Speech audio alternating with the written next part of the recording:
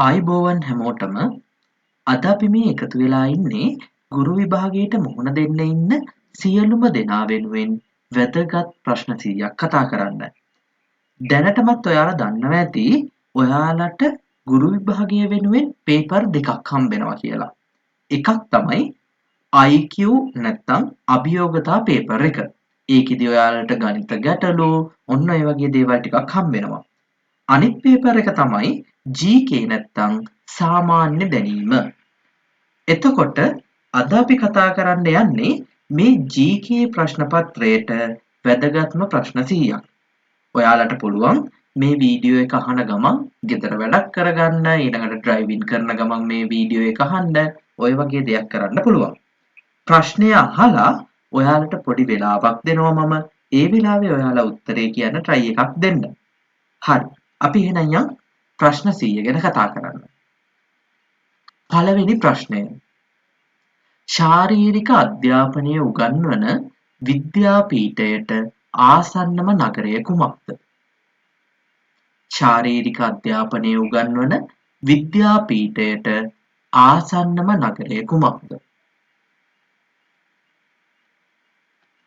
ශාරීරික අධ්‍යාපනය උගන්වන විද්‍යාපීඨයට ආසන්නම නගරය තමයි බණ්ඩාරවෙල. ප්‍රශ්න අංක 2. උපකෘත පාසල් යනු මොනවාද? උපකෘත පාසල් යනු මොනවාද? උපකෘත පාසල් කියලා කියන්නේ රජයේ ආධාර ලබන ආගමික නිකායන්ට අයත් පාසල්. ප්‍රශ්න අංක 3. උපකෘත පාසල් රජයට පවරා ගත්තේ කවුද? උපකෘත පාසල් රජයට පවරා ගත්තේ කවුද?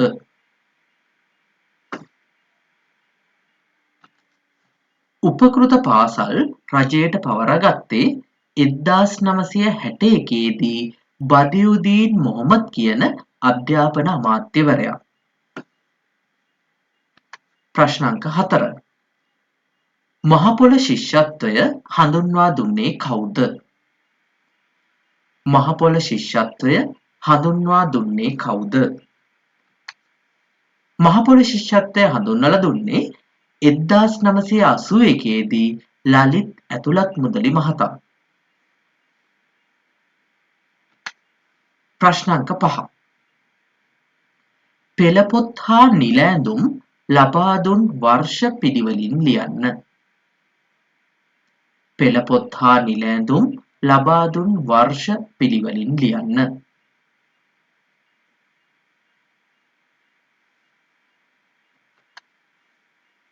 පෙළපොත් ලබා දුන්නේ 1980 දී ජේ.ආර්. ජයවර්ධන ජනාධිපතිතුමාගේ කාලේ. නිල ඇඳුම් ලබා දුන්නේ 1993 දී ආර්. ප්‍රේමදාස ජනාධිපතිතුමාගේ කාලයේදී. ප්‍රශ්න අංක 6. නිදහස් අධ්‍යාපනය හඳුන්වා දුන්නේ කුමන වර්ෂයේද? නිදහස් අධ්‍යාපනය හඳුන්වා දුන්නේ කුමන වර්ෂයේද?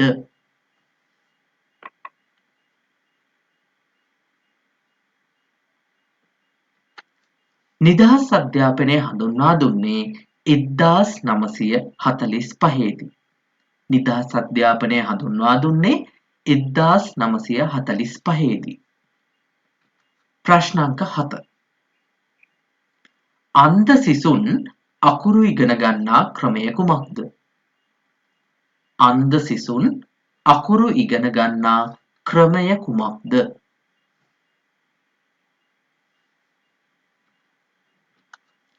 අන්ධ සිසුන් අකුරු ඉගෙන ගන්නා ක්‍රමය වන්නේ බ්‍රේල් ක්‍රමය. අන්ධ සිසුන් අකුරු ඉගෙන ගන්නා ක්‍රමය වන්නේ බ්‍රේල් ක්‍රමය. ප්‍රශ්න අංක 8. බ්‍රේල් ක්‍රමය හඳුන්වා දුන්නේ කවුද? බ්‍රේල් ක්‍රමය හඳුන්වා දුන්නේ කවුද?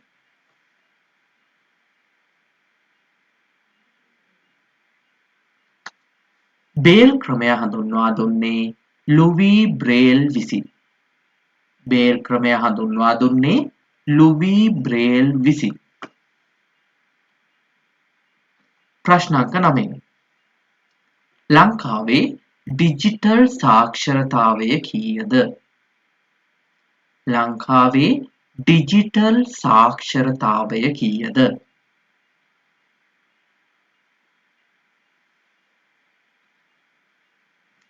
ලංකාවේ ඩිජිටල් සාක්ෂරතාවය වන්නේ 57%යි. ලංකාවේ ඩිජිටල් සාක්ෂරතාවය වෙන්නේ 57%යි. ප්‍රශ්න අංක 10. 3-2 ශ්‍රේණියේ ගුරු සේවයට ඇතුළත් වන අයෙක් සතුව තිබිය යුතු සහතිකය කුමක්ද? 3-2 ශ්‍රේණියේ ගුරු සේවයට ඇතුළත් වන අයෙකු සතුව තිබිය යුතු සහතිකය කුමක්ද? පිළිතුර 3-2 ශ්‍රේණියේ ගුරු සේවයට ඇතුළත් වෙන කෙනෙක් ළඟ තියෙන්න ඕන සහතිකය තමයි අපොස උසස් පෙළ සහතිකය. එහෙනම් 3-2 ශ්‍රේණියට අයත් එක්කෙනෙක් ළඟ තියෙන්න ඕනේ අපොස උසස් පෙළ සහතිකය. මේ විභාගයෙන් පස්සේ ඔයාලා යන්නේ 3-1 ආ කියන ශ්‍රේණියට. 3-1 ආ ශ්‍රේණියට තමයි අයිති වෙන්නේ උපාධි සහිත ගුරු භවතුන්. එතකොට 3-1 ආ යන්න කියන ශ්‍රේණියට අයත් වන්නේ විද්‍යාපීඨ ගුරු භවතුන්. ප්‍රශ්න අංක 11. නිවසට ආසන්නම පාසලට දරුවා යොමු කිරීමට හඳුන්වා දුන් වැඩසටහන කුමක්ද? නිවසට ආසන්නම පාසලට දරුවා යොමු කිරීමට හඳුන්වා දුන් වැඩසටහන කුමක්ද?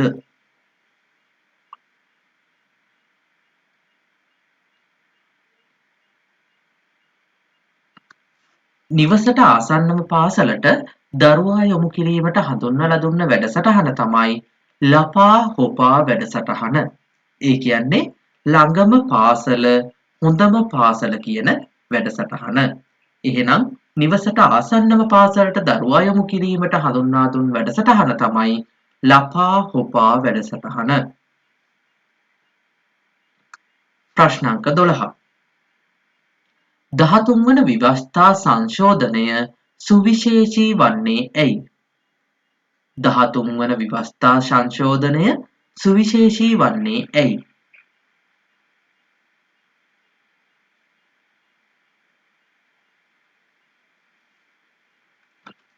දහතුන්වන විවස්ථා සංශෝධනය සුවිශේෂී වන්නේ පළාත් අධ්‍යාපනය හඳුන්වා දීම හා පළාත් අධ්‍යාපනයේ ස්ථානාධිපති කිරීම. පළාත් අධ්‍යාපනය හඳුන්වා දීම සහ පළාත් අධ්‍යාපනයේ ස්ථානාධිපති කිරීම තමයි 13 වන විවස්ථා සංශෝධනය සුවිශේෂී වීමට හේතුව. මේක උනේ 1987 දී. ප්‍රශ්න අංක 13.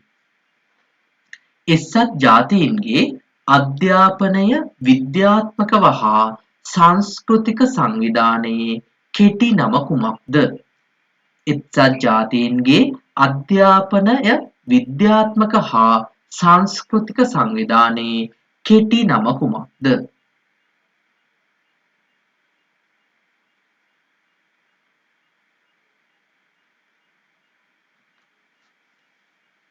එක්සත් ජාතීන්ගේ අධ්‍යාපන විද්‍යාත්මක හා සංස්කෘතික සංවිධානයේ කෙටි නම තමයි යුනෙස්කෝ. යුනෙස්කෝ. මේක 1945 දී ආරම්භ කළේ. ප්‍රශ්න අංක 14. විශ්ව ළමා දිනය කවදාද? විශ්ව ළමා දිනය කවදාද?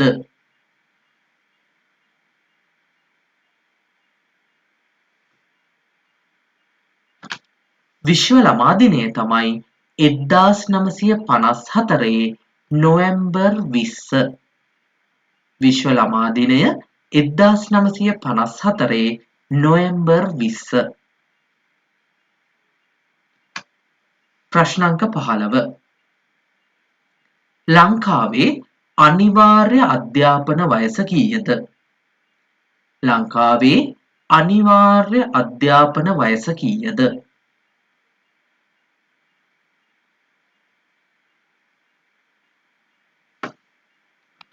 ලංකාවේ අනිවාර්ය අධ්‍යාපන වයස තමයි අවුරුදු 5ත් 16ත් අතර. ලංකාවේ අනිවාර්ය අධ්‍යාපන වයස වෙන්නේ 5ත් 16ත්. ප්‍රශ්න අංක 16. මාරියා මොන්ටිසෝරි කිනම් ක්ෂේත්‍රයේ කෙනෙක්ද? මාරියා මොන්ටිසෝරි කිනම් ක්ෂේත්‍රයේ කෙනෙක්ද?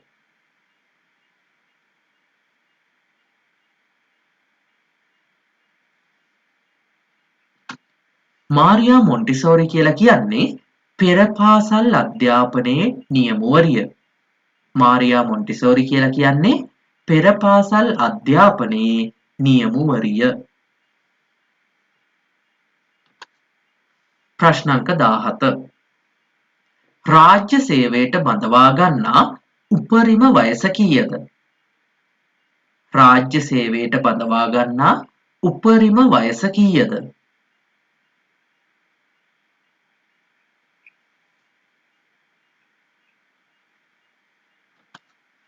රාජ්‍ය සේවයට බඳව ගන්න වයස් සීමාව වෙන්නේ 18ත් 45ත් අතර.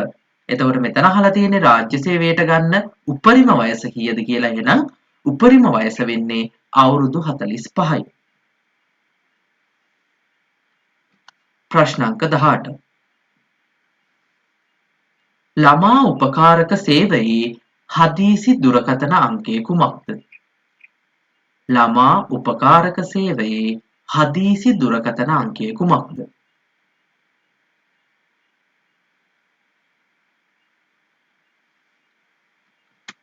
ළමා උපකාරක සේවයේ හදිසි දුරකථන අංකය වන්නේ 1929.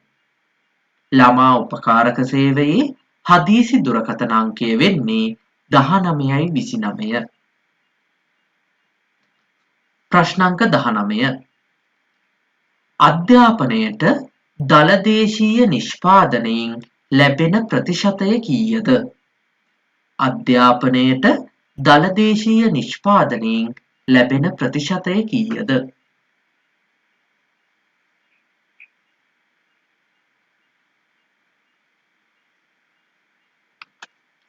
අධ්‍යාපනයට දළදේශීය නිෂ්පාදනයෙන් ලැබෙන ප්‍රතිශතය වෙන්නේ 101.8යි. අධ්‍යාපනයට දළදේශීය නිෂ්පාදනයෙන් ලැබෙන ප්‍රතිශතය වෙන්නේ 101.8යි. ප්‍රශ්න අංක 20. තාක්ෂණික මෙවලම් සහිත නූතන පන්ති කාමරයේ නම කුමක්ද? තාක්ෂණ මෙවලම් සහිත නූතන පන්ති කාමරයේ නම කුමක්ද?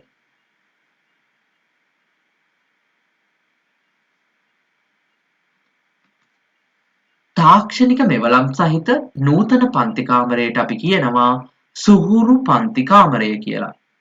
තාක්ෂණික මෙවලම් තියෙන නූතන පන්ති කාමරයට අපි කියනවා සුහුරු පන්ති කාමරය නැත්නම් ස්මාර්ට් ක්ලාස් රූම් කියලා. ප්‍රශ්න අංක 21. කොවිඩ් කාලයේ අඛණ්ඩ අධ්‍යාපනය ලබා දීමට අනුගමනය කළ විශේෂ ක්‍රමය කුමක්ද? කොවිඩ් කාලයේ අඛණ්ඩ අධ්‍යාපනය ලබා දීමට අනුගමනය කළ විශේෂ ක්‍රමය කුමක්ද?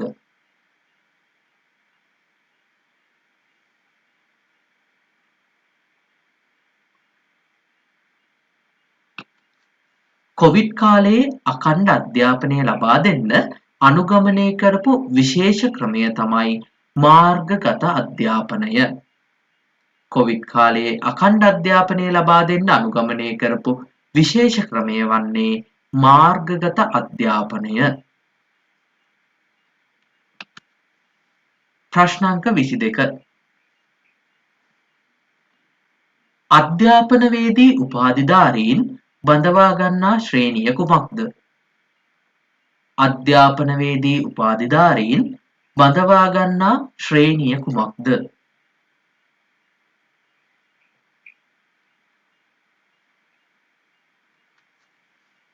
අධ්‍යාපනවේදී උපාධිධාරීන් බඳවා ගන්නා ශ්‍රේණිය වෙන්නේ 2 ශ්‍රේණියට. ඒ කියන්නේ B.Ed එකක් තියෙනවා නම් එයාලව අපි බඳවගන්නේ 2 ශ්‍රේණියට. ප්‍රශ්නාංක 25. ශ්‍රී ලංකාවේ අධ්‍යාපනවේදී උපාධිය ලබා දීමට මුලින්ම අධ්‍යාපන පීඨයක් ආරම්භ කරපු විශ්වවිද්‍යාලය කුමක්ද?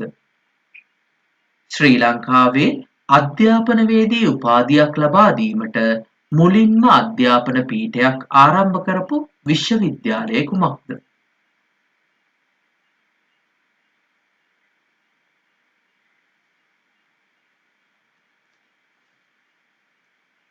ශ්‍රී ලංකාවේ අධ්‍යාපනවේදී උපාධියක් ලබා දෙන්න මුලින්ම අධ්‍යාපන පීඨයක් ආරම්භ කළේ 1975 කොළඹ විශ්වවිද්‍යාලයේ. 1975 කොළඹ විශ්වවිද්‍යාලයේ. ප්‍රශ්නාංක 26. ශ්‍රී ලංකාවේ යුනිසෙෆ් සංවිධානයේ ප්‍රධානියා කවුද? ශ්‍රී ලංකාවේ යුනිසෙෆ් සංවිධානයේ ප්‍රධානියා කවුද?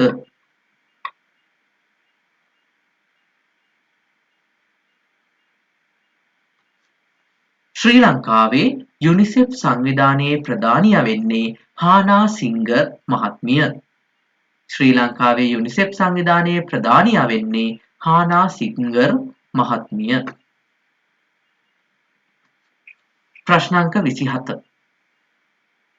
ශ්‍රී ලංකාවේ පළාත් සභාවල අධ්‍යාපනය පාලනය කිරීමට බලතල ලැබෙන්නේ කෙසේද? ශ්‍රී ලංකාවේ පළාත් සභාවල අධ්‍යාපනය පාලනය කිරීමට බලතල ලැබෙන්නේ කෙසේද?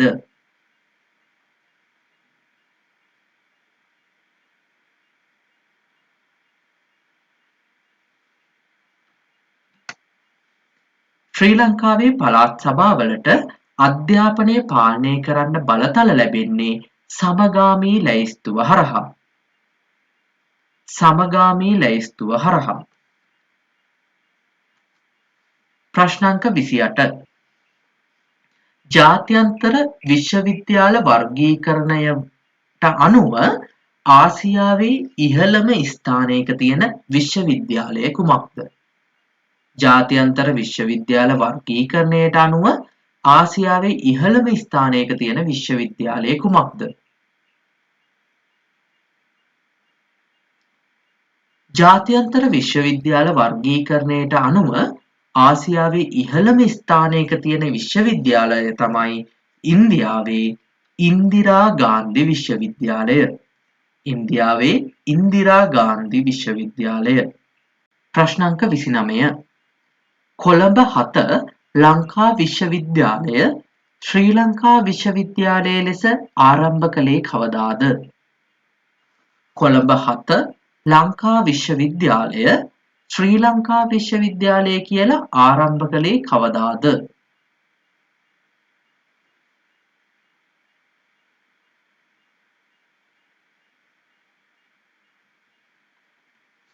ලංකා විශ්වවිද්‍යාලය ශ්‍රී ලංකා විශ්වවිද්‍යාලය කියලා ආරම්භ කරේ 1972. 1972.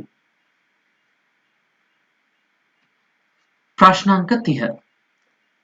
ශ්‍රී ලංකාවේ අධ්‍යාපනය අතින් ඉහළින්ම තිබෙන පළාත් දෙක කුමක්ද? ශ්‍රී ලංකාවේ අධ්‍යාපනය අතින් ඉහළින්ම තිබෙන පළාත් දෙක කුමක්ද?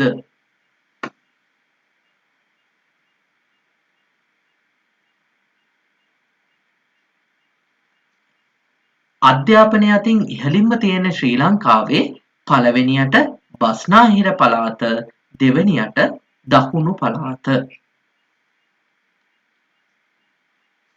ප්‍රශ්නාංක 31.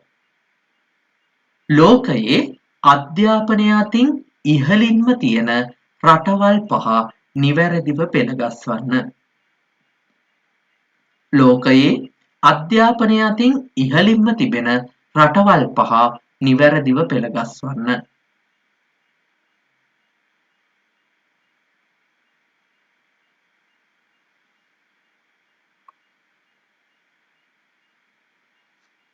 ලෝකයේ අධ්‍යාපනය අතින් ඉහළින්ම තියෙන රටවල් පහ තමා පළවෙනියට ෆින්ලන්තය, දෙවැනියට ඩෙන්මාර්කය, තුන්වෙනියට නෝර්වේ, හතරවෙනියට ස්වීඩනය, පස්වෙනියට නෙදර්ලන්තය. එහෙනම් ඉහළින්ම තියෙන රටවල් පහ තමා ෆින්ලන්තය, ඩෙන්මාර්කය, නෝර්වේ, ස්වීඩනය, නෙදර්ලන්තය. ප්‍රශ්නාංක 32.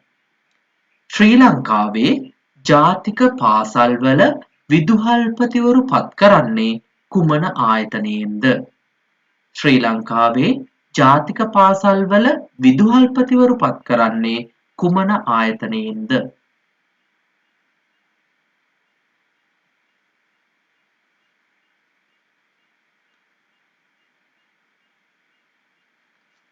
ශ්‍රී ලංකාවේ ජාතික පාසල්වලට විදුහල්පතිවරයෙක් පත් කරන්නේ අධ්‍යාපන අමාත්‍යාංශයෙන්.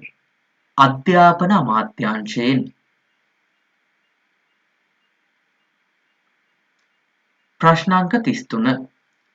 නූතන විදුහල්පති සේවය ආරම්භ කළේ කවදාද?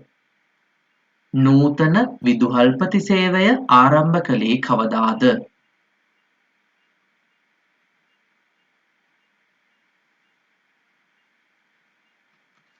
නූතන විදුහල්පති සේවය ආරම්භ කළේ 1985. 1985. ප්‍රශ්නාංක 34. විදුහල්පති සේවයේ ශ්‍රේණි මොනවාද? විදුහල්පති සේවයේ ශ්‍රේණි මොනවාද?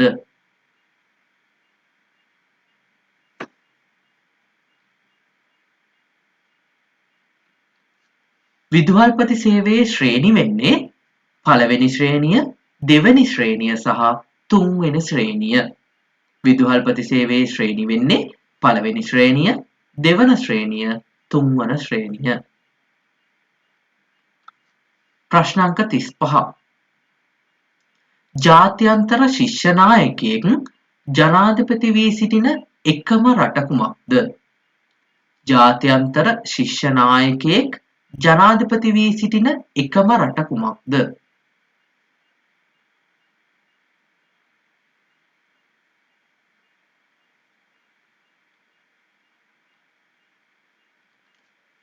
ජාත්‍යන්තර ශිෂ්‍ය නායකයෙක් ජනාධිපති වෙලා ඉන්න එකම රට තමයි චිලී රට. චිලී රට. එහි ජනාධිපති වෙන්නේ ග්‍රේබියල් බොරික් කියන ජනාධිපතිවරයා. ප්‍රශ්නාංක 36. ශ්‍රී ලංකාවේ අධ්‍යාපනය පෞද්ගලීකරණය කිරීමට අදාළ දවල පත්‍රිකා කීයක් තියෙනවද? ශ්‍රී ලංකාවේ අධ්‍යාපනය පෞද්ගලීකරණය කිරීමට අදාළව දවල පත්‍රිකා කීයක් තිබේද?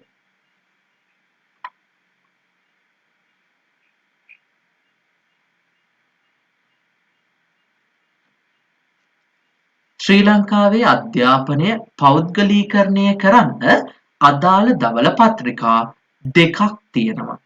ඒ දවල පත්‍රිකා දෙක ඉදිරිපත් වෙලා තියෙන්නේ 1950 සහ 1981. ප්‍රශ්නාංක 37. ශ්‍රී ලංකාවේ පාසල් වර්ගීකරණය හඳුන්වා දුන්නේ කවදාද? ශ්‍රී ලංකාවේ පාසල් වර්ගීකරණය හඳුන්වා දුන්නේ කවදාද?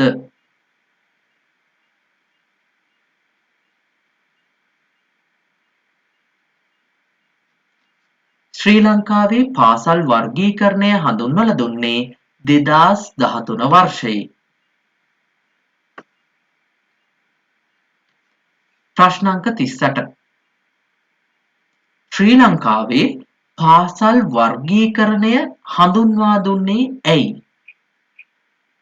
ශ්‍රී ලංකාවේ පාසල් වර්ගීකරණය හඳුන්වා දුන්නේ ඇයි?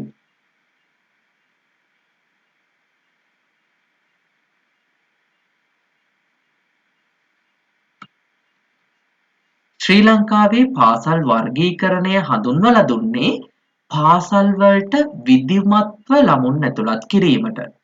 පාසල් වලට විධිමත්ව ළමුන් ඇතුළත් කිරීමට. ප්‍රශ්නාංක 39 ලෝකයේ පැරණිම වෛද්‍ය පීඨය කුමක්ද? ලෝකයේ පැරණිම වෛද්‍ය පීඨය කුමක්ද?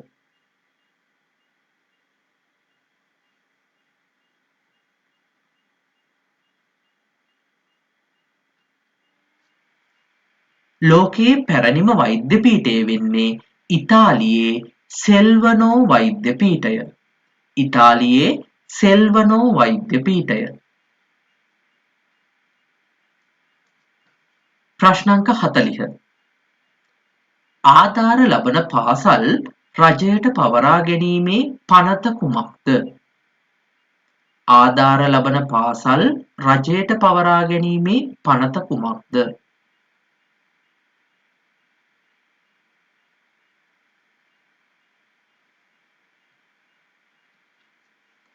ආධාර ලබන පාසල් රජයට පවරා ගැනීමේ පනත තමයි 1960 අංක 12 දරන පනත.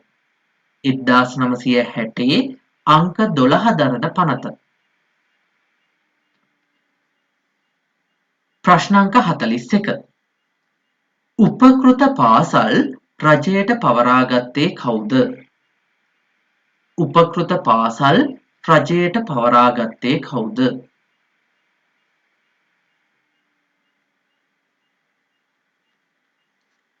උපකෘත පාසල් රජයට පවරාගත්තේ 1961 බදියුදීන් මොහොමඩ් අධ්‍යාපන අමාත්‍යවරයා විසින්.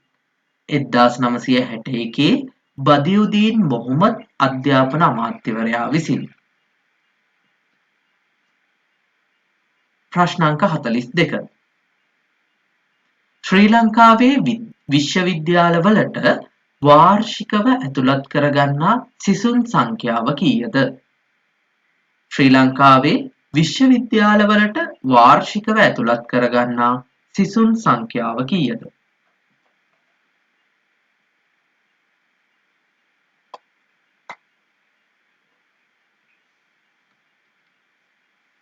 ශ්‍රී ලංකාවේ විශ්වවිද්‍යාලවලට වාර්ෂිකව ඇතුළත් කරගන්න සිසුන් සංඛ්‍යාව තමයි 45000යි. 45000යි.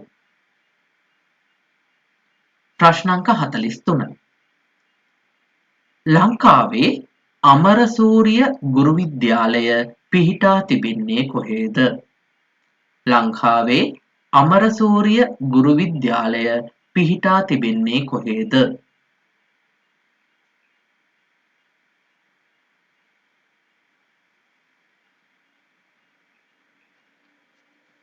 ශ්‍රී ලංකාවේ අමරසූරිය ගුරු විද්‍යාලය පිහිටලා තියෙන්නේ ගාල්ල උණවටුන.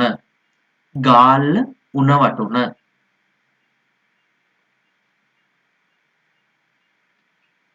ප්‍රශ්නාංක 44 පාසලක දැකිය හැකි විධිමත් සංවිධාන මොනවාද? පාසලක දැකිය හැකි විධිමත් සංවිධාන මොනවාද?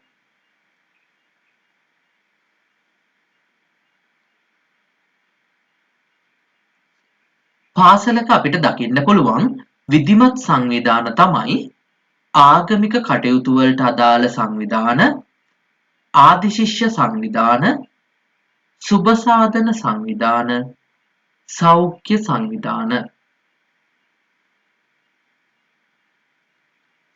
ප්‍රශ්නාංක 45 පන්ති කාමරය තුල සිසු අන්තර් සංවිධානය හඳුනා ගැනීම සඳහා ගුරුවරයා යොදා ගනු ලබන සමාජ කේන්ද්‍රීය පර්යේෂණ ක්‍රමය හඳුන්වා දුන්නේ කවුද? පන්ති කාමරය තුල සිසු අන්තර් සංවිධානය හඳුනා ගැනීම සඳහා ගුරුවරයා යොදා ගනු ලබන සමාජ කේන්ද්‍රීය පර්යේෂණ ක්‍රමය හඳුන්වා දුන්නේ කවුද?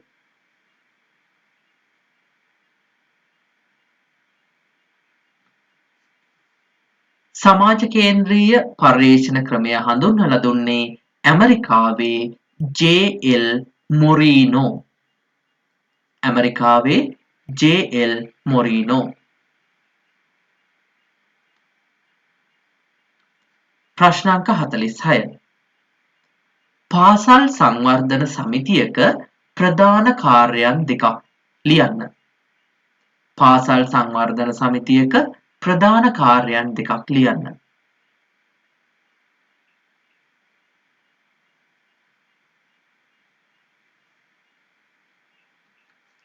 පාසල් සංවර්ධන සමිතියක ප්‍රධාන කාර්යයන් වෙන්නේ නිවැරදි පාසල් පරිපාලනය හා කළමනාකරණය, ඒ වගේම පාසල් සංවර්ධනය. ප්‍රශ්නාංක 47. ලංකාවේ 1972 අධ්‍යාපන ප්‍රතිසංස්කරණය හඳුන්වා දීමට මූලිකත්වය ගත්ත අධ්‍යාපන ලේකම්වරයා කවුද? ලංකාවේ 1972 අධ්‍යාපන ප්‍රතිසංස්කරණ හඳුන්වා දෙන්න මූලිකත්වය ගත්ත අධ්‍යාපන ලේකම්වරයා කවුද?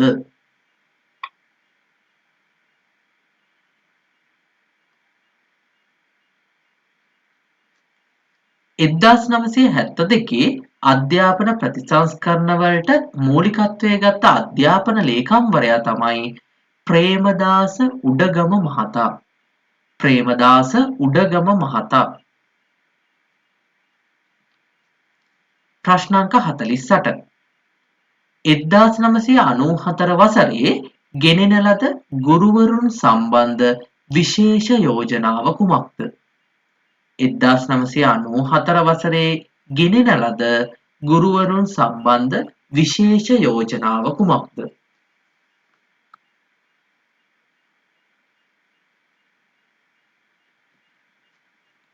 1994 අවුරුද්දේ ගුරුවරයන් සම්බන්ධව ගෙනාපු විශේෂ යෝජනාව වෙන්නේ නූතන ගුරු සේවය ස්ථාපිත කිරීම.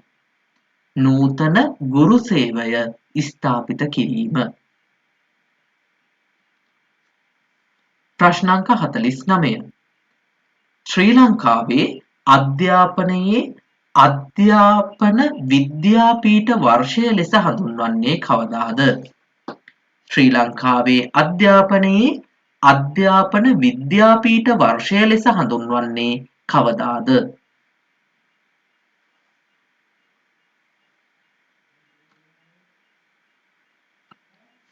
විද්‍යාපීඨ වර්ෂය ලෙස හඳුන්වන්නේ 2015.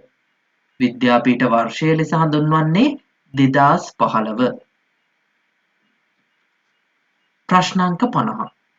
ලංකාවේ පළවෙනි අධ්‍යාපන කොමිෂන් සභාව කුමක්ද? ලංකාවේ පළවෙනි අධ්‍යාපන කොමිෂන් සභාව කුමක්ද?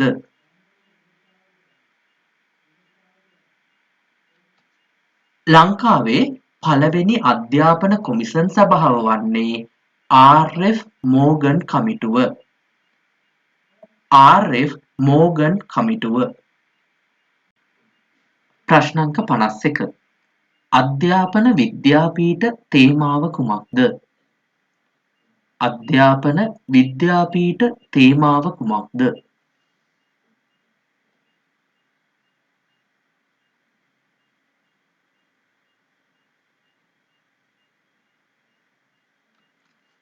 අධ්‍යාපන විද්‍යාපීඨ තේමාව තමයි නැන පහන් දල්වමු. නැන පහන් දල්වමු. ප්‍රශ්නාංක 52. පාසල් සංවර්ධන සමිති ආරම්භ කිරීමට බලපෑ පනත කුමක්ද? පාසල් සංවර්ධන සමිති ආරම්භ කිරීමට බලපෑ පනත කුමක්ද?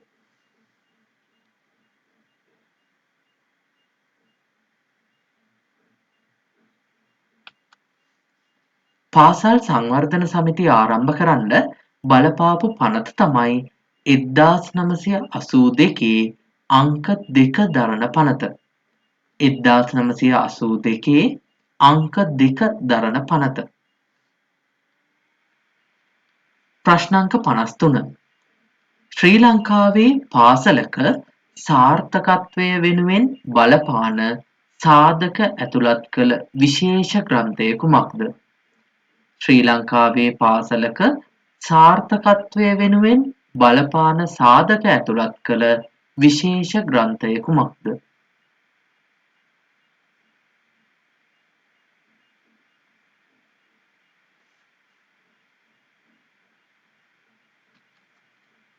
ශ්‍රී ලංකාවේ පාසලක සාර්ථකත්වය වෙනුවෙන් බලපාන සාධක ඇතුළත් කරපු විශේෂ ග්‍රන්ථය තමයි 1992 රචිත හොඳ පාසලක් කියන ග්‍රන්ථය. මේ ග්‍රන්ථය ඉදිරිපත් කළේ ජාතික අධ්‍යාපන ආයතනයේ. ප්‍රශ්නාංක 54. ජාතික අධ්‍යාපන ආයතනයේ පළමු අධ්‍යක්ෂකවරයා කවුද? ජාතික අධ්‍යාපන ආයතනයේ පළමු අධ්‍යක්ෂකවරයා කවුද?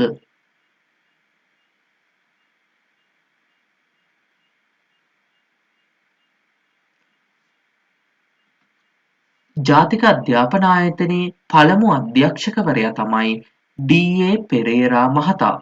ඩී.ඒ. පෙරේරා මහතා. එතුමා 1986 ඉඳන් 1989 වෙනකන් ජාතික අධ්‍යාපන ආයතනයේ අධ්‍යක්ෂකවරයා වශයෙන් සේවය කරා.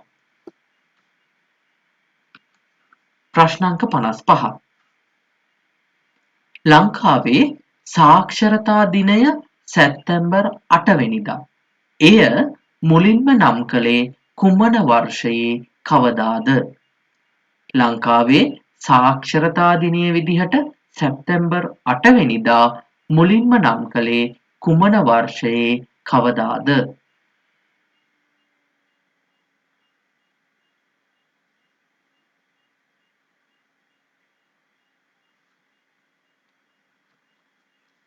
ලංකාවේ සාක්ෂරතා දිනය විදිහට සැප්තැම්බර් 8 වෙනිදා නම් කරේ 1967.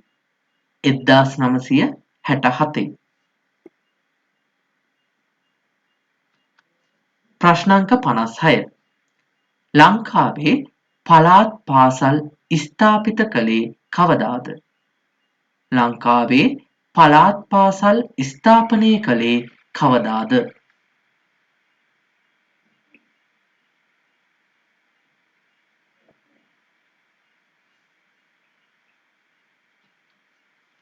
ලංකාවේ පළාත් සභා ස්ථාපිත කරේ 1987. ඊට අවුරුද්දකට පස්සේ තමයි පළාත් පාසල් ස්ථාපිත කළේ.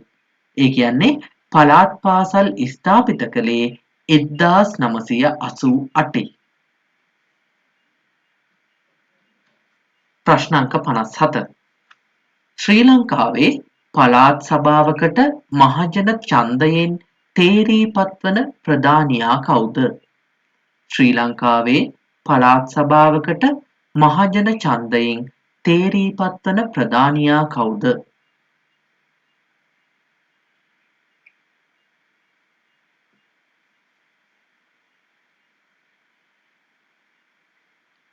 පළාත් සභාවකට මහජන ඡන්දයෙන් තේරීපත් වන ප්‍රධානියා තමයි පළාත් මහ ඇමතිවරයා. පළාත් මහ ඇමතිවරයා. ප්‍රශ්නාංක 58. අධ්‍යාපනයේ ප්‍රමුඛම ප්‍රතිකාරය වන්නේ අලුත් දේ කළ හැකි නිර්මාණශීලී ගවේෂණශීලී පුද්ගලයන් බිහි කිරීමයි. මෙම ප්‍රකාශය කවුද? අධ්‍යාපනයේ ප්‍රමුඛම ප්‍රතිකාරය වන්නේ අලුත් දේ කරන්න පුළුවන් නිර්මාණශීලී ගවේෂණශීලී පුද්ගලයන් බිහි කිරීම කියන ප්‍රකාශය කළේ කවුද?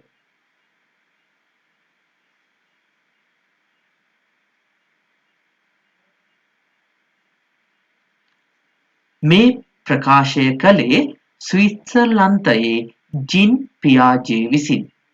ස්විට්සර්ලන්තයේ ජින් පියාජේ විසින්. ප්‍රශ්නාංක 59. ලෝක ප්‍රසිද්ධ යේල් විශ්වවිද්‍යාලය පිහිටා තිබෙන්නේ කොහේද?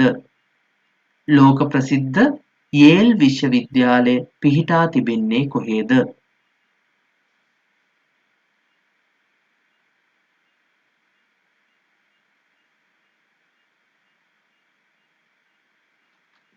යේල් විශ්වවිද්‍යාලය පිහිටලා තියෙන්නේ ඇමරිකාවේ.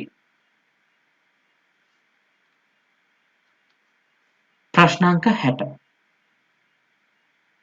අධ්‍යාපනය පිළිබඳ අධ්‍යාපන පිරමීඩය ලොවට හඳුන්වා දුන්නේ කවුද?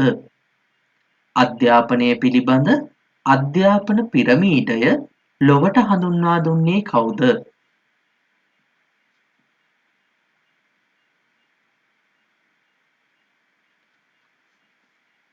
අධ්‍යාපන පිරමීඩය ලොවට හඳුන්වලා දුන්නේ ඇමරිකාවේ එඩ්ගා ඩේල් විසින්. ඇමරිකාවේ එඩ්ගා ඩේල් විසින්. ප්‍රශ්නාංක 61. පේරාදෙණිය විශ්වවිද්‍යාලයේ ප්‍රථම උපාධිධාරියා කවුද? පේරාදෙණිය විශ්වවිද්‍යාලයේ ප්‍රථම උපාධිධාරියා කවුද?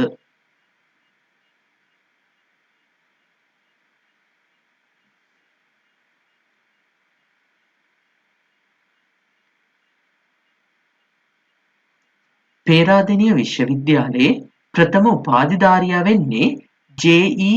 ජයසූරිය මහතා. ජේ.ඊ. ජයසූරිය මහතා. ප්‍රශ්නාංක 62.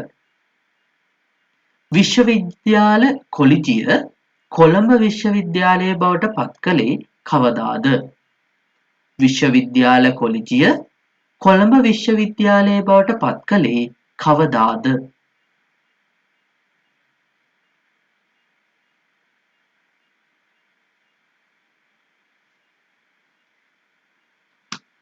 විශ්වවිද්‍යාල කොලිජිය කොළඹ විශ්වවිද්‍යාලය බවට පත් කරේ 1967. 1967. ප්‍රශ්නාංක 63. ලංකාවේ පළමු උපකුලපතිනිය කවුරුන්ද? ලංකාවේ පළමු උපකුලපතිනිය කවුරුන්ද?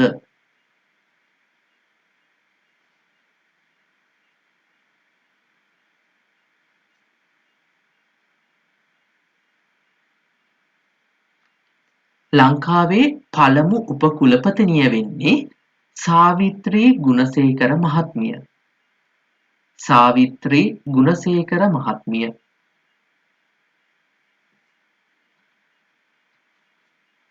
ප්‍රශ්නාංක 64.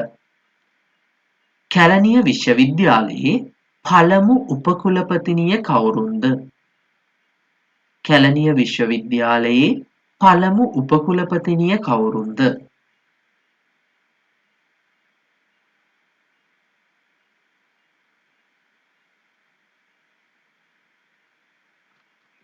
කැලණිය විශ්වවිද්‍යාලයේ පළමු උපකුලපතිනිය වෙන්නේ මහාචාර්ය නිලන්තිද සිල්වා මහත්මිය. මහාචාර්ය නිලන්තිද සිල්වා මහත්මිය. ප්‍රශ්නාංක 65. රුහුණු විශ්වවිද්‍යාලයේ නිර්මාතෘවරයා කවුරුන්ද? රුහුණු විශ්වවිද්‍යාලයේ නිර්මාතෘවරයා කවුරුන්ද?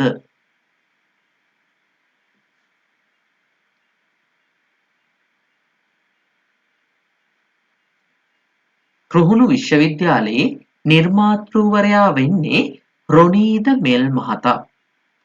රොනීද මෙල් මහතා. ප්‍රශ්නාංක 66. ලංකාවේ විශාලම විශ්වවිද්‍යාල ශ්‍රවණාගාරය පිහිටා තිබෙන්නේ කවර විශ්වවිද්‍යාලයකද? ලංකාවේ විශාලම විශ්වවිද්‍යාල ශ්‍රවණාගාරය පිහිටා තිබෙන්නේ කවර විශ්වවිද්‍යාලයකද?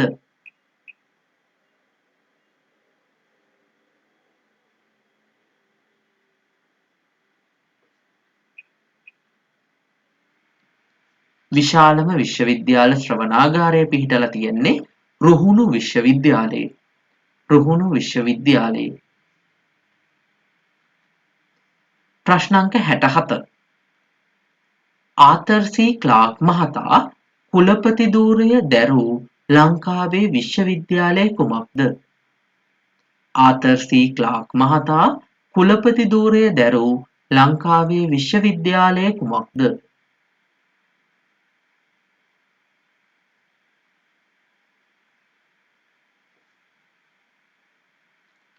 ආතර් සී ක්ලාක් මහතා කුලපුත්තූරිය දැරුවේ ලංකාවේ මොරටුව විශ්වවිද්‍යාලයේ. මොරටුව විශ්වවිද්‍යාලය. ප්‍රශ්න අංක 68. රජරට විශ්වවිද්‍යාලය සහ වයඹ විශ්වවිද්‍යාලය ආරම්භ කළේ කවුද? රජරට විශ්වවිද්‍යාලය සහ වයඹ විශ්වවිද්‍යාලය ආරම්භ කළේ කවුද?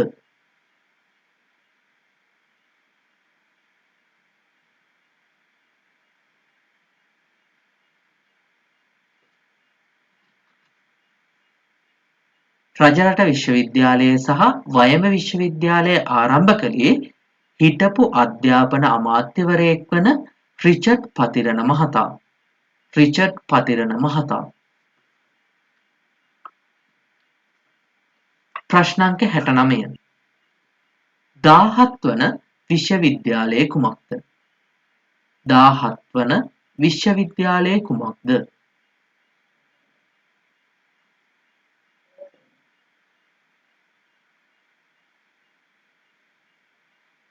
දාහත්වන විශ්වවිද්‍යාලය තමයි වවුනියා විශ්වවිද්‍යාලය.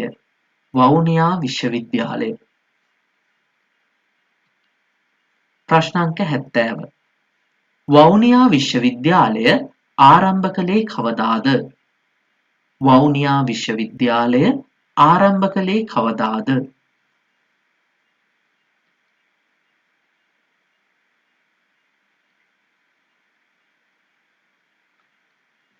වවුනියා විශ්වවිද්‍යාලය ආරම්භ කළේ 2021 වර්ෂයේ. 2021 වර්ෂයේ. ප්‍රශ්න අංක 71. ඉරිදා දහම් පාසල් ක්‍රමය ආරම්භ කළේ කවුරුන් විසින්ද? ඉරිදා දහම් පාසල් ක්‍රමය ආරම්භ කළේ කවුරුන් විසින්ද?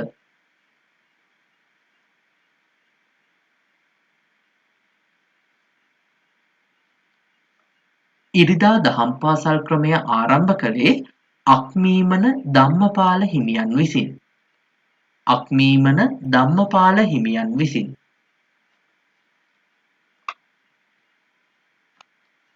ප්‍රශ්න අංක 72. ලංකාවේ පළමු ඉංග්‍රීසි මාධ්‍ය දහම් පාසල කුමක්ද? ලංකාවේ පළමු ඉංග්‍රීසි මාධ්‍ය දහම් පාසල කුමක්ද?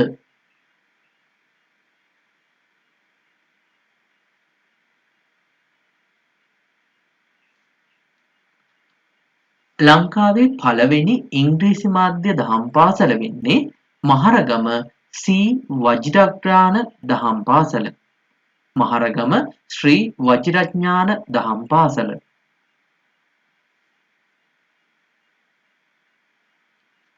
ප්‍රශ්න අංක 73.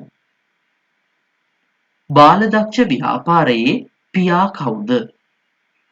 බාලදක්ෂ ව්‍යාපාරයේ පියා කවුද?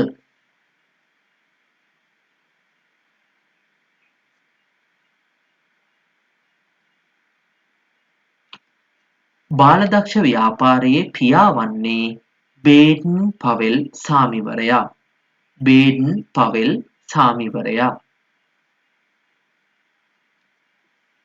ප්‍රශ්න අංක 74. ශ්‍රී ලංකාවේ ප්‍රථම මධ්‍ය මහා විද්‍යාලය කුමක්ද? ශ්‍රී ලංකාවේ ප්‍රථම මධ්‍ය මහා විද්‍යාලය කුමක්ද?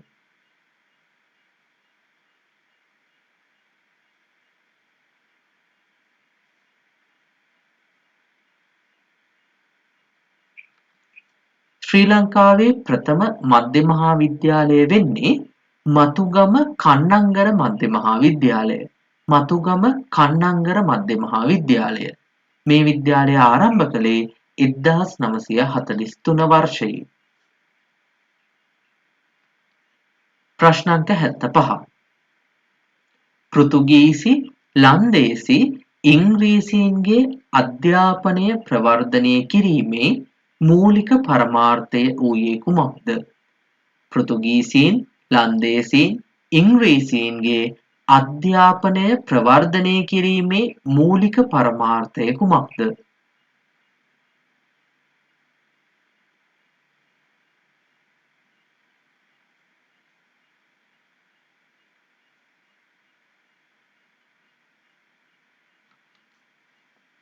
පෘතුගීසීන්, ලන්දේසීන්, ඉංග්‍රීසීන්ගේ අධ්‍යාපනය ප්‍රවර්ධනය කරන්නේ මූලික පරමාර්ථය වූයේ ආගම ව්‍යාප්ත කිරීම. ආගම ව්‍යාප්ත කිරීම. ප්‍රශ්න අංක 76. ශ්‍රී ලංකා විභාග දෙපාර්තමේන්තුවේ ප්‍රධානියාගේ නිල නාමය කුමක්ද? ශ්‍රී ලංකා විභාග දෙපාර්තමේන්තුවේ ප්‍රධානියාගේ නිල නාමය කුමක්ද?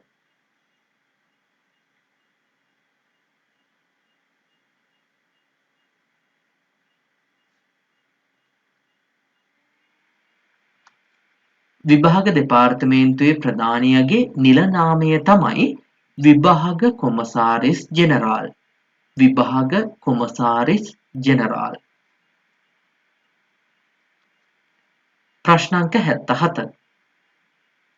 සුරක්ෂා සිසු රක්ෂණාවරණය ක්‍රියාත්මක වන්නේ කිනම් වර්ෂයේ සිටද? සුරක්ෂා සිසු රක්ෂණාවරණය ක්‍රියාත්මක වන්නේ කිනම් වර්ෂයේ සිටද?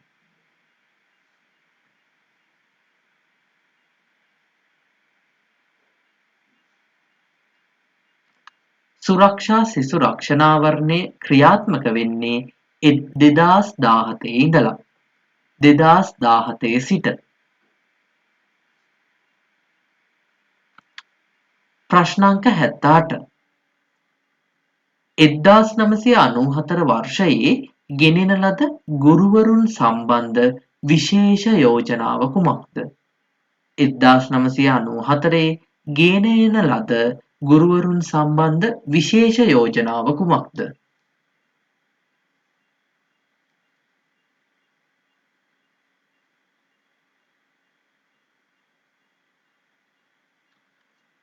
එක්දාස් නමසීය අනූහතර වර්ෂයේ ගෙනෙන ලද විශේෂ යෝජනාව තමයි නූතන ගුරු සේවය ස්ථාපිත කිරීම. නූතන ගුරු සේවය ස්ථාපිත කිරීම. ප්‍රශ්න අංක 79. පළමු මධ්‍ය මහා විද්‍යාලය ආරම්භ කළේ කිනම් පනතක් මගින්ද? පළමු මධ්‍ය මහා විද්‍යාලය ආරම්භ කළේ කිනම් පනතක් මගින්ද?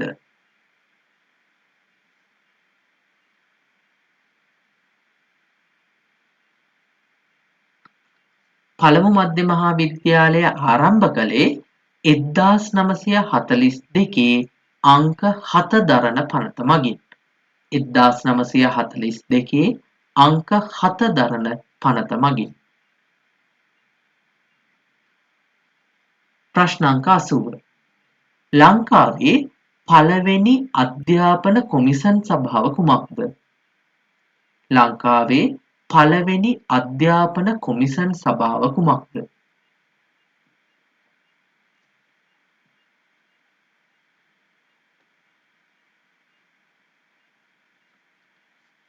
ලංකාවේ පළවෙනි අධ්‍යාපන කොමිසන් සභාව තමයි ආර්.එෆ්. මෝගන් කමිටුව. ආර්.එෆ්. මෝගන් කමිටුව. ප්‍රශ්න අංක 81. ඩොනමෝර් ප්‍රතිසංස්කරණ වලට අනුව ලංකාවේ අධ්‍යාපන අමාත්‍යාංශය ආරම්භ කළේ කවර වසරකදීද? ඩොනමෝර් ප්‍රතිසංස්කරණ වලට අනුව ලංකාවේ අධ්‍යාපන අමාත්‍යාංශය ආරම්භ කළේ කවර වසරකදීද?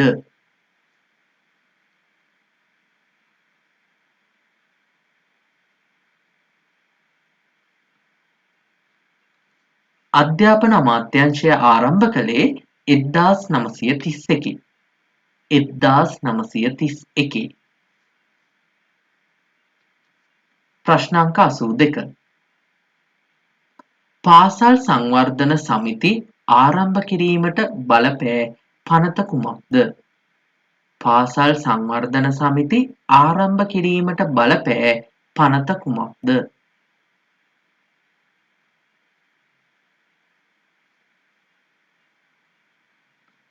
පාසල් සංවර්ධන සමිති ආරම්භ කරන්න බලපාපු පනත තමයි 1982 අංක 2 දරන පනත.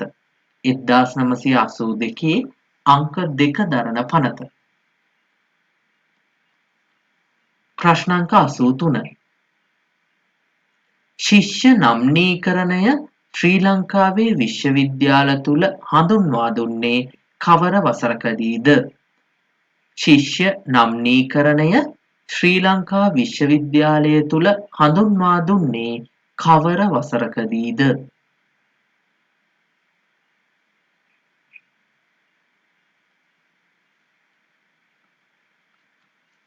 ශිෂ්‍ය නම්නීකරණය ශ්‍රී ලංකාවේ විශ්වවිද්‍යාලයක හඳුන්වලා දුන්නේ 2011 වර්ෂයේ. 2011 වර්ෂයේ. ප්‍රශ්නාංක 84. යුනෙස්කෝ ආයතනයේ වත්මන් අධ්‍යක්ෂකවරිය කවුරුන්ද? යුනෙස්කෝ සංවිධානයේ වත්මන් අධ්‍යක්ෂකවරිය කවුරුන්ද?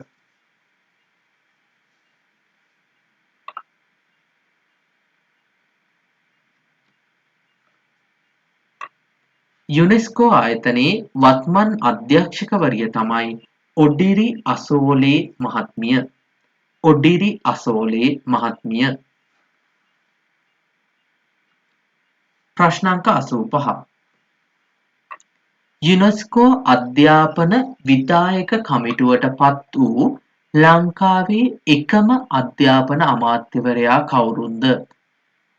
යුනෙස්කෝ අධ්‍යාපන විධායක කමිටුවට පත් වූ ලංකාවේ එකම අධ්‍යාපන අමාත්‍යවරයා කවුරුන්ද?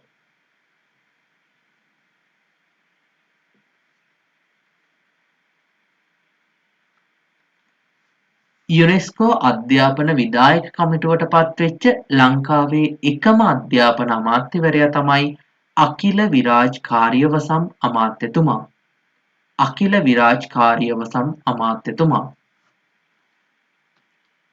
ප්‍රශ්නාංක 86. යුනිසෙෆ් නිර්වචනය කරන්න. යුනිසෙෆ් නිර්වචනය කරන්න.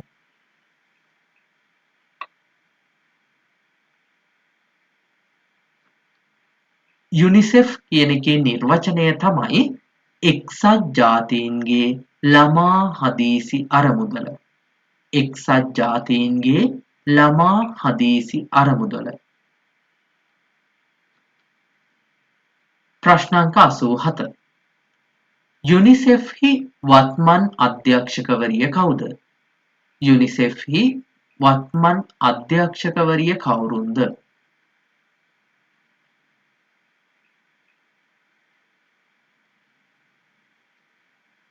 යුනිසෙෆ්හි වත්මන් අධ්‍යක්ෂකවරිය තමයි කැතරින් එම් රසල්. කැතරින් එම් රසල්. ප්‍රශ්නාංක 88. ආසියානු සංවර්ධන බැංකුවේ මූලස්ථානය පිහිටා ඇත්තේ කොහේද? ආසියානු සංවර්ධන බැංකුවේ මූලස්ථානය පිහිටා ඇත්තේ කොහේද?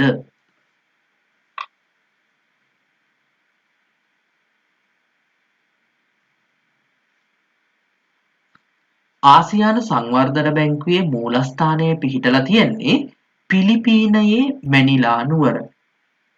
පිලිපීනයේ මැනිලා නුවර.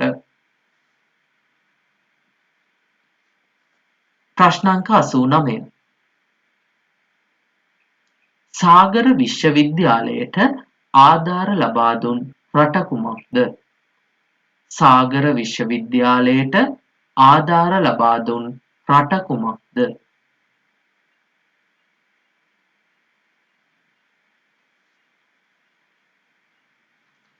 සාගර විශ්වවිද්‍යාලයට ආධාර ලබා දුන් රට තමයි දකුණු කොරියාව. දකුණු කොරියාව. ප්‍රශ්නාංක 90. අපොස සාමාන්‍ය පෙළ ප්‍රථම වරට මෙරටදී පැවැත් වූ වසර කුමක්ද? අපොස සාමාන්‍ය පෙළ ප්‍රථම වරට මෙරටදී පැවැත් වූ වසර කුමක්ද?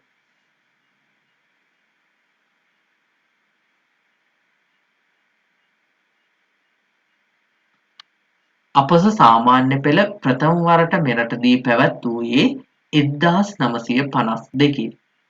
1952. ප්‍රශ්නාංක 91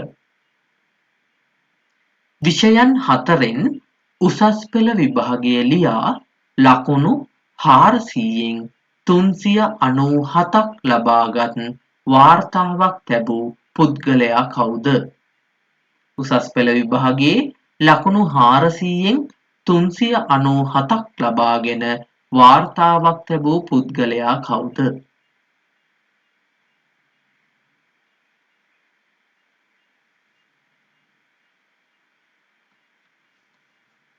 ඒ පුද්ගලයා තමයි නන්දදාස කෝඩාගොඩ මහතා. නන්දදාස කෝදාගොඩ මහතා. ප්‍රශ්නාංක 92 ලංකාවේ පළමු කුලපතිවරිය සේවය කළ විශ්වවිද්‍යාලය කුමක්ද? ලංකාවේ පළමු කුලපතිවරිය සේවය කළ විශ්වවිද්‍යාලය කුමක්ද?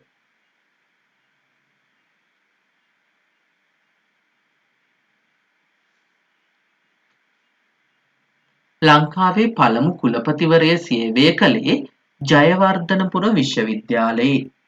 ජයවර්ධනපුර විශ්වවිද්‍යාලයේ. ප්‍රශ්නාංක 93 ළමා මිතුරු පාසල් සඳහා ආධාර කරන ලද්දේ කවුරුන් විසින්ද? ළමා මිතුරු පාසල් සඳහා ආධාර කරන ලද්දේ කවුරුන් විසින්ද?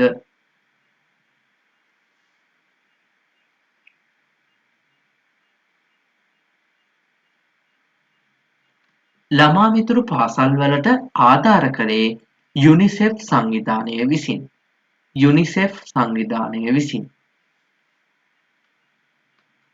ප්‍රශ්නාංක 94 සුපිරි පාසල් 1000 සංකල්පයට අනුව මුලින්ම ආරම්භ කළ පාසල කුමක්ද? සුපිරි පාසල් 1000 සංකල්පයට අනුව මුලින්ම ආරම්භ කළ පාසල කුමක්ද?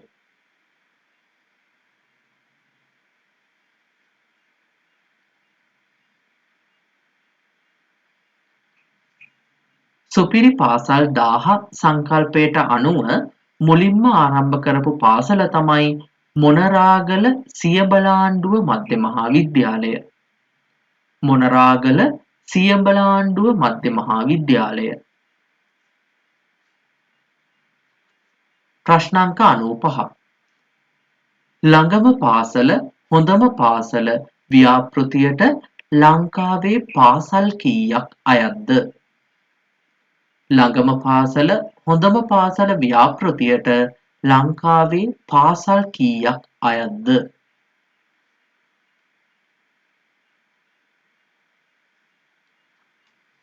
ළඟම පාසල හොඳම පාසල ව්‍යාපෘතියට ලංකාවේ පාසල් 10108ක් අයත් වෙනවා. 10108ක්.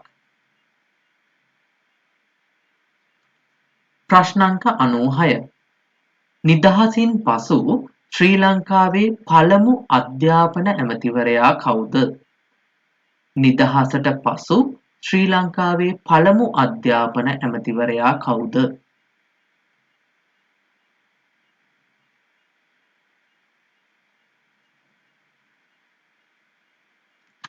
නිදහසෙන් පස්සේ ලංකාවේ පළවෙනි අධ්‍යාපන ඇමතිවරයා තමයි ඊ.ඒ. නුගවෙල මහතා. ඊ.ඒ. නුගවෙල මහතා. ප්‍රශ්නාංක 97 බස්නාහිර පළාතේ සිටින පාසල් ළමුන් සංඛ්‍යාව කොපමණද? බස්නාහිර පළාතේ සිටින පාසල් ළමුන් සංඛ්‍යාව කොපමණද?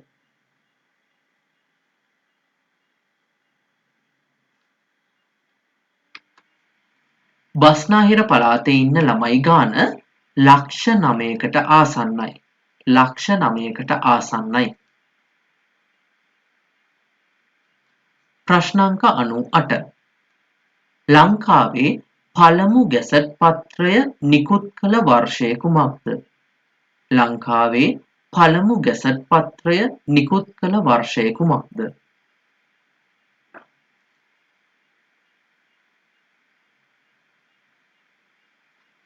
ලංකාවේ පළමු ගැසට් පත්‍රය නිකුත් කළේ 1802 1802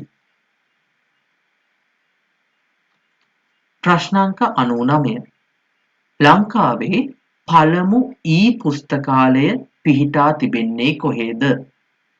ලංකාවේ පළමු පුස්තකාලය පිහිටා තිබෙන්නේ කොහේද?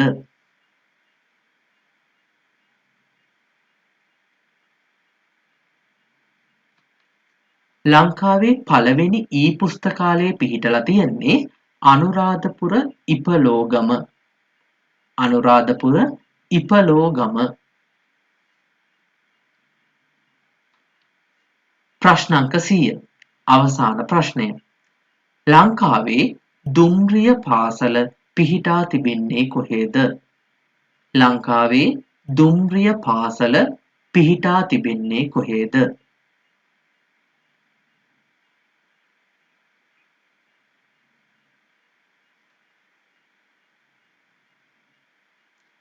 ලංකාවේ දුම්රිය පාසල පිහිටලා තියෙන්නේ මරදාන. මරදාන.